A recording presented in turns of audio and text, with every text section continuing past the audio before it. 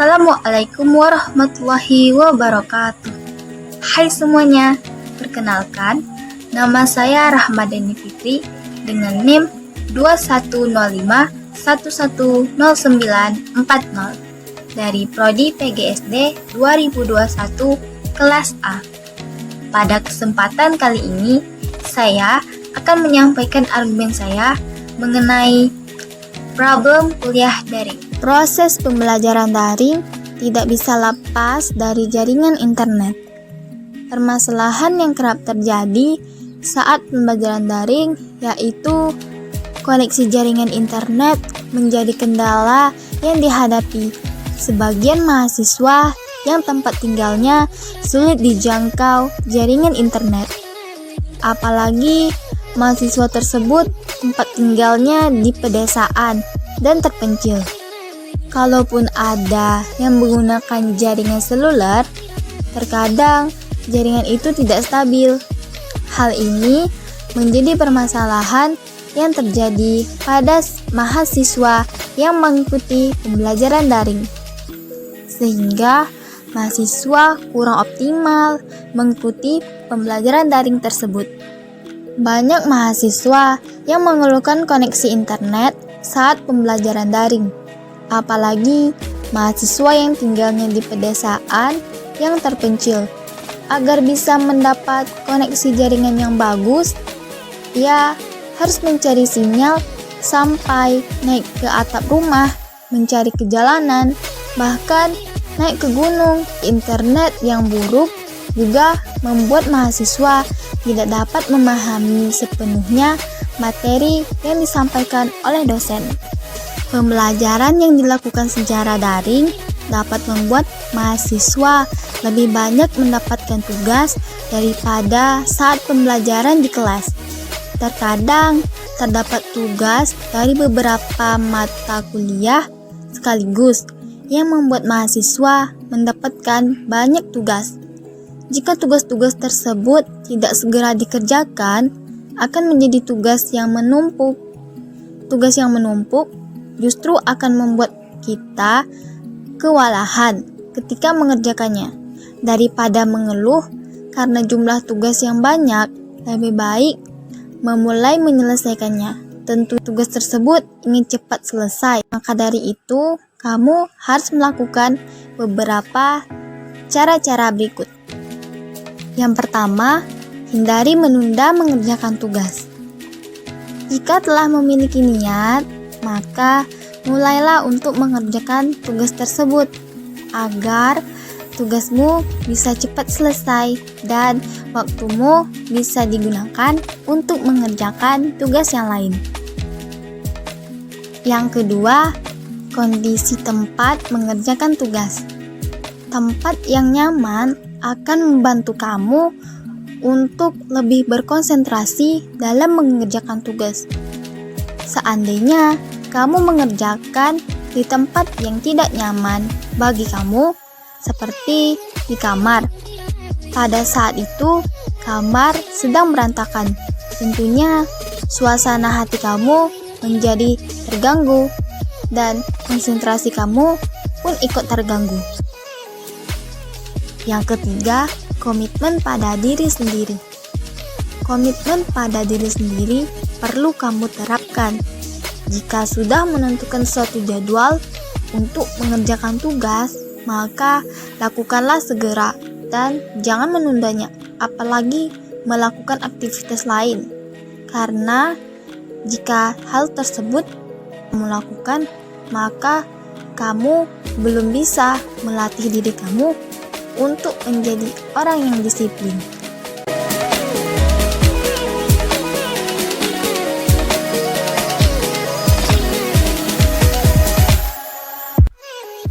Selain itu, penggunaan laptop dan handphone dalam waktu yang lama dapat mengakibatkan suhu pada laptop dan handphone menjadi meningkat. Saat pembelajaran daring, kita lebih sering duduk, sehingga tubuh kita merasa pegal dan dapat mengganggu kesehatan kita. Sama halnya tubuh, Mata juga bisa menjadi lelah apabila kita keseringan menatap layar pada laptop ataupun handphone. Maka dari itu, disarankan saat kita selesai menggunakan laptop atau handphone, kita perlu mengistirahatkan mata minimal 15 hingga 20 menit agar mata kita kembali normal dan tidak merasa sakit.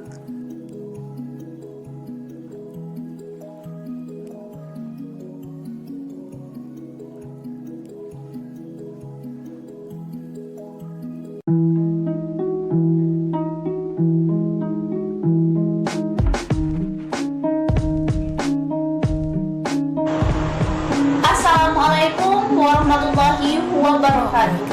Hidup mahasiswa, hidup rakyat Indonesia, hidup perempuan Indonesia.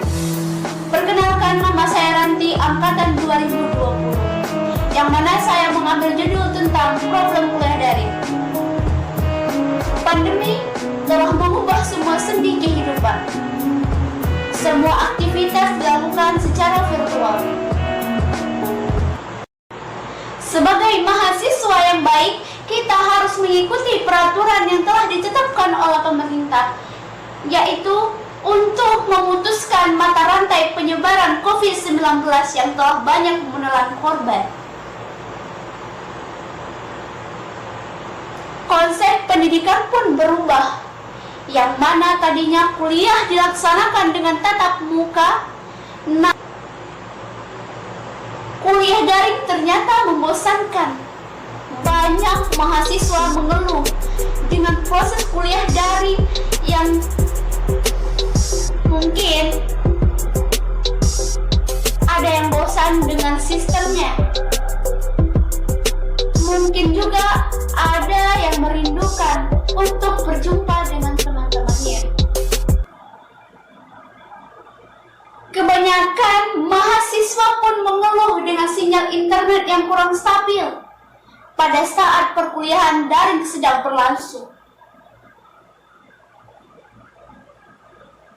Tidak hanya itu, kebanyakan mahasiswa mengeluh dengan kapasitas handphonenya yang setiap hari penyimpanan penuh. Kuliah daring juga memerlukan kuota yang lumayan banyak, sehingga mau tidak mau kita harus memberatkan orang tua. Namun alhamdulillah saat ini kita diberi keringanan, kita diberi bantuan oleh pemerintah, yaitu bantuan kuota internet untuk meringankan beban dan supaya kita bisa belajar. Tidak hanya cukup itu, keluh kesah mahasiswa yang masih kurang paham dalam menggunakan aplikasi tertentu. Bahkan untuk mengakses e-learning pun error akibat jaringan yang kurang stabil.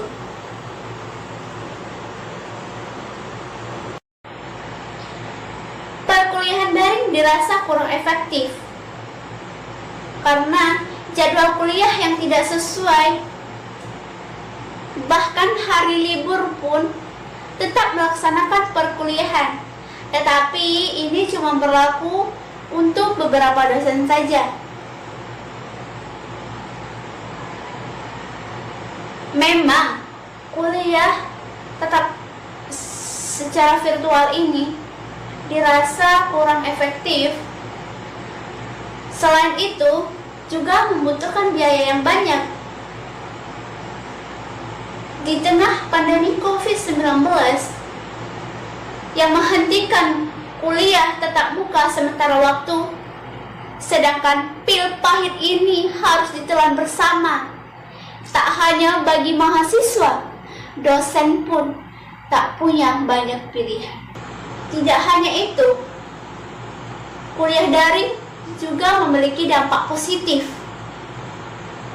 yang mana bisa menghemat biaya, bisa menghemat biaya transportasi, menghemat waktu dan tenaga, Bahkan kita bisa lebih bersantai-santai lagi. Kita bisa kuliah dimanapun, asalkan akses internet dan perangkat memadai. Sehingga hal ini tidak menjadi hambatan untuk kita mahasiswa. Karena dalam suatu problem pasti ada solusinya yang bisa kita laksanakan. Misal, dengan cara membuat remedial jadwal kuliah online, disiplin dalam pengumpulan tugas, menyimak dengan baik materi yang telah dijelaskan oleh dosen, bahkan mencatat hal-hal yang dianggap penting. Cari ruangan yang merasa membuat kita nyaman. Dan carilah tempat yang mana akses internetnya baik dan lebih bagus. Mungkin cukup itu, saya ucapkan terima kasih. Wassalamualaikum warahmatullahi wabarakatuh. Hidup mahasiswa, hidup rakyat Indonesia, hidup perempuan Indonesia. 3, 2, 1. Assalamualaikum warahmatullahi wabarakatuh. Selamat pagi, selamat siang, selamat malam, dan salam sejahtera untuk kita semua. Baik, pada kesempatan kali ini saya akan mengangkat tentang problematika semasa daring. 10 tantangan dan halangan belajar online yang banyak dihadapi siswa dan mahasiswa. Baik, yang pertama, jaringan internet yang lambat. Salah satu masalah utama yang banyak dihadapi oleh siswa maupun mahasiswa adalah jaringan internet yang lambat. Padahal, pembelajaran daring membutuhkan jaringan internet yang cukup kuat, mengingat media yang digunakan berupa Zoom, Google Meet, Classroom, Skype, dan aplikasi lainnya untuk menghadiri video conference.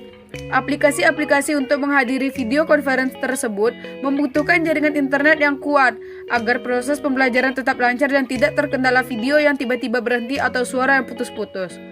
Permasalahan teknis seperti suara yang putus-putus dan video yang berhenti menyebabkan pembelajaran tidak efektif dan murid tidak dapat menyerap informasi yang disampaikan guru secara utuh.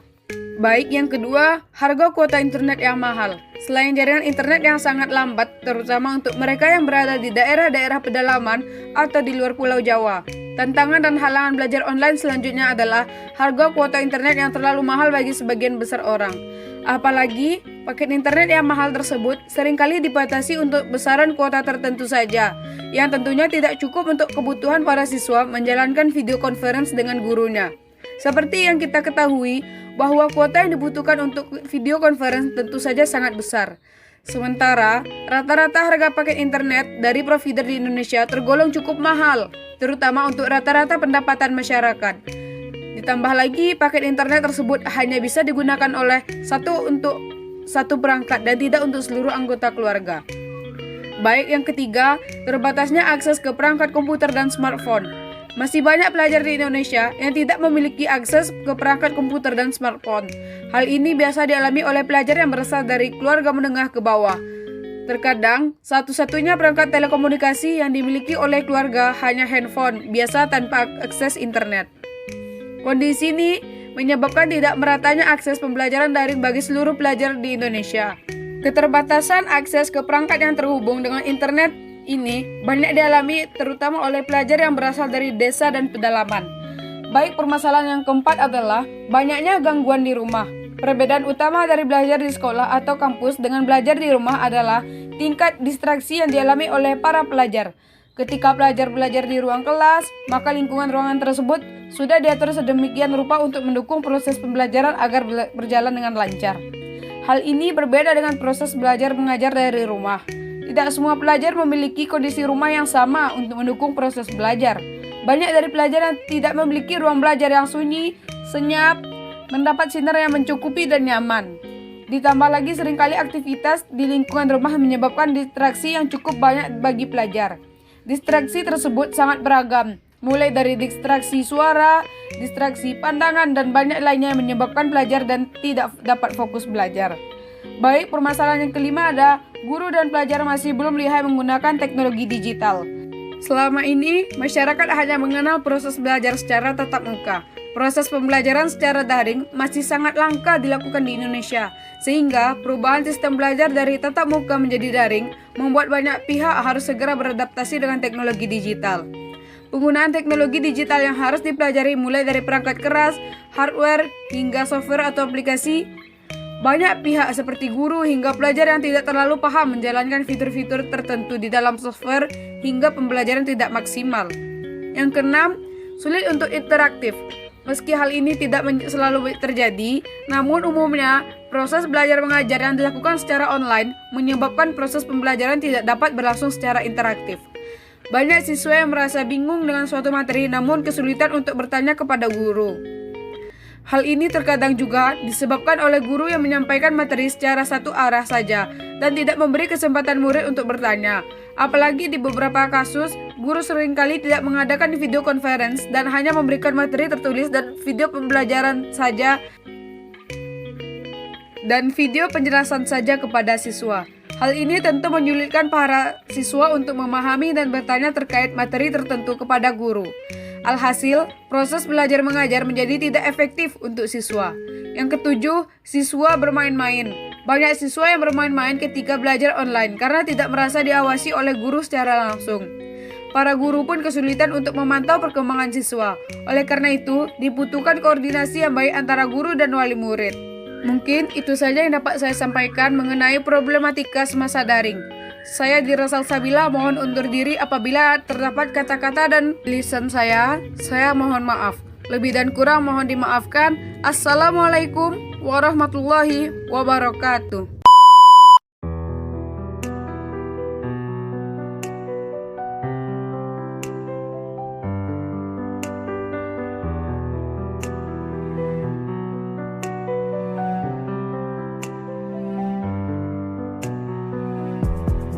Assalamualaikum warahmatullahi wabarakatuh. Hidup mahasiswa, hidup rakyat Indonesia, hidup perempuan Indonesia. Salam pendidikan jayalah. Perkenalkan, nama saya Selvia. Saya dari angkatan 2020. Di sini saya mengambil tema mimbar bebas ialah tentang permasalahan kuliah daring atau problem selama kuliah daring. Pandemi adalah wabah yang berjangkit serempak di mana-mana, meliputi daerah geografis yang sangat luas. Pandemi merupakan epidemi yang menyebar hampir di seluruh negara dan benua, termasuk di negara kita Indonesia. Sebelumnya telah kita ketahui, kita melaksanakan kuliah daring adalah adanya faktor pandemi COVID-19 dan kita tidak bisa saling menyalahkan satu sama lain. Pemerintah juga sudah berusaha untuk memaksimalkan keadaan agar masyarakat tetap dalam keadaan sehat. Kembali lagi kepada diri kita untuk menggunakan atau untuk menaati peraturan yang telah ditetapkan oleh pemerintah dengan menggunakan protokol kesehatan 5M. Mencuci tangan, menggunakan masker, menjaga jarak, mengurangi kerumunan dan mengurangi mobilitas. Kembali lagi ke tema kita, yang dimana tentang permasalahan kuliah daring. Nah, saya sendiri sebagai mahasiswa juga merasakan dampak dari permasalahan kuliah daring ini dari beberapa semester tahun lalu dan sampai sekarang.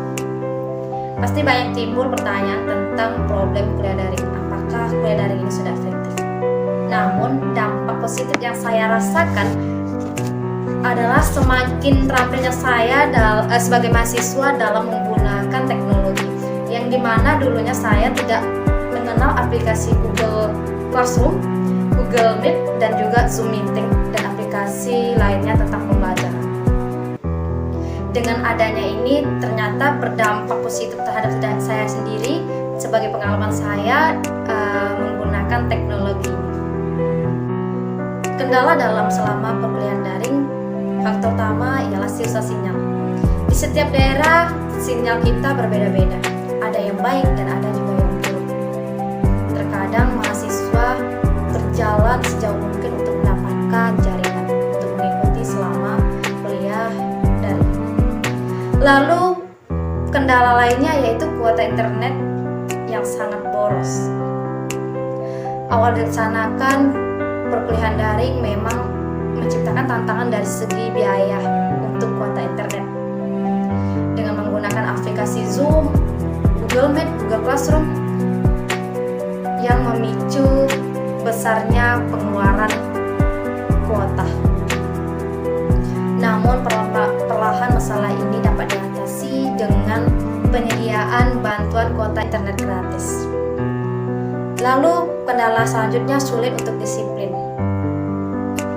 Selanjutnya organisasi kemahasiswaan terhambat. Dari semua kendala pasti ada solusinya. Solusi yang pertama, buat catatan jadwal kuliah kita. Lalu disiplinlah waktu dalam pengumpulan tugas. Kita harus punya komitmen untuk mengumpulkan tugas sebelum hari H atau hari deadline. Lalu yang ketiga, simak dengan baik-baik materi perkuliahan yang disampaikan oleh dosen kita. Cari ruangan yang buat kita nyaman dan nantinya kita berkonsentrasi dalam mengikuti pembelajaran tersebut. Setelah kita menyimak, setelah kita dengarkan pembelajaran tersebut, catat hal-hal penting tentang materi perkuliahan tersebut. Sekian dari saya, mimbar bebas saya tentang problem kuliah daring. Mohon maaf atas segala kekurangan. Saya akhiri. Assalamualaikum warahmatullahi wabarakatuh.